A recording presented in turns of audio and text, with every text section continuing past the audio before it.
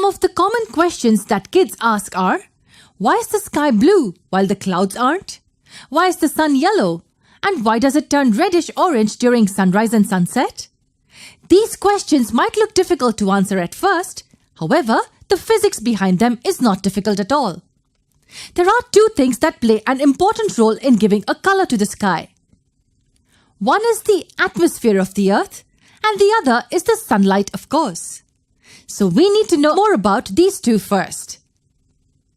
The white light coming from the sun is a mixture of 7 primary colors, and each colored light has a corresponding frequency and wavelength associated with it. The violet colored light has the shortest wavelength of all, while the red one has the largest wavelength. And what forms the Earth's atmosphere? The Earth's atmosphere is mainly composed of gases, dust particles, water droplets, and water vapor. Among the gases, nitrogen is present in abundant quantity at around 78%. It is followed by oxygen, which is approximately 21%, and the remaining is filled with the likes of argon, carbon dioxide, and other gases. First, let's see what happens when the sunlight falls on these air molecules. When sunlight strikes these molecules, it gets scattered.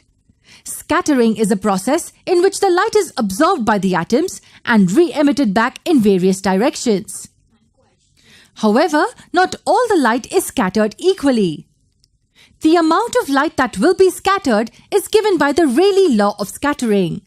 It says that the amount of scattered light or the intensity of the scattered light is inversely proportional to the 4th power of the wavelength of a wave.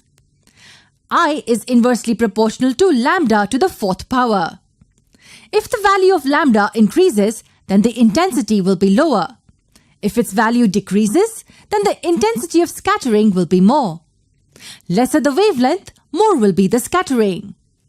So now, I want you to tell me, among the 7 colors of sunlight, which one will be scattered the most? Yes, the light of the color corresponding to the smallest wavelength will be scattered the most. So blue, indigo, and violet light will be scattered most by these molecules of air. And when this light travels to our eyes, the sky appears blue to us. But wait, the violet light has the smallest wavelength. Then why doesn't the sky appear violet or even indigo for that matter? It is true that the sky scatters the violet light more than the blue light. However, we don't see violet sky, do we? What's the reason? The following graph tells us how much of a particular wavelength is emitted by the sun. Observe the graph well. As you can see, the sun emits more blue and light bluish light compared to the violet light.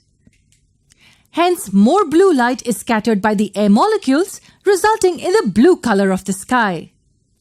And another reason why we cannot see violet light is because our eyes are more sensitive to blue light than to violet light. So this was about how the gases present in the atmosphere scatter light. Do dust particles and water droplets also scatter light? Yes, they do. They scatter light as well.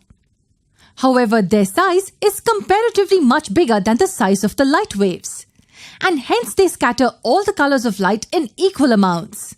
So the white light which is entering the cloud or the dust particles emerges out as white light again. Hence the clouds appear white. There's one last question we need to answer.